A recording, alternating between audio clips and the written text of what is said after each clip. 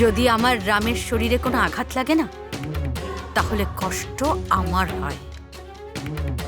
যদি আমার রামের কিচ্ছুটি হয়ে যায় না, তাহলে আমার ভেতরটা ফেটে যায়। তাই আমি যাকে এত ভালোবাসি, সে আমার কথা শুনবে না কেন? আমার বিশ্বাস ছিল যে ও আমার কথা নিশ্চয়ই শুনবে, আর আমি ওকে কনভিন্স করে নেব। আর সেটাই হয়েছে।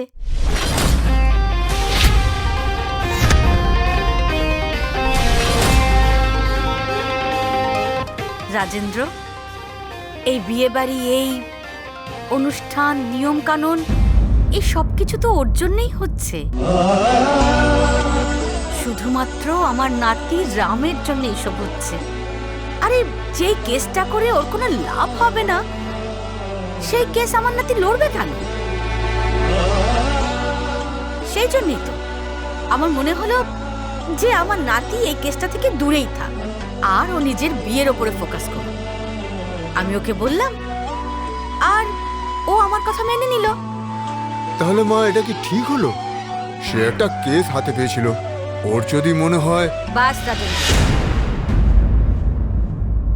আমি যা ডিসিশন নিয়েছি একদম ঠিক ডিসিশন নিয়েছি। না আমার রাম ওই আশ্রমের বাবার কেসটা লড়বে, না ওই মেয়েটা আমার রামের আশেপাশে থাকবে।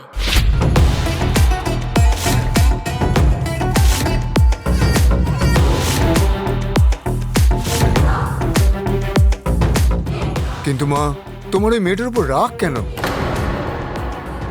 আর কেনই বা তুমি ওই মেয়েটার কেসটা নিতে রামকে বারণ করলে কেন মা? বাস রাজেন্দ্র,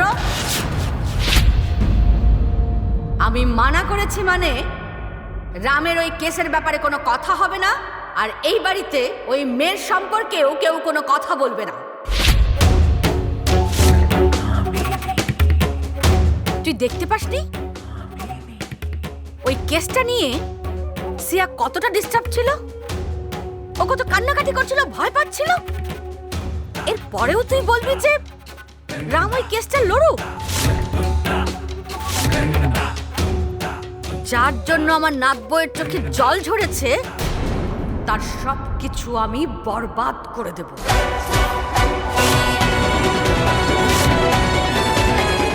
আমার সিয়ার জন্য ওই কেস বন্ধ হওয়া দরকার, আর সেটাই হবে।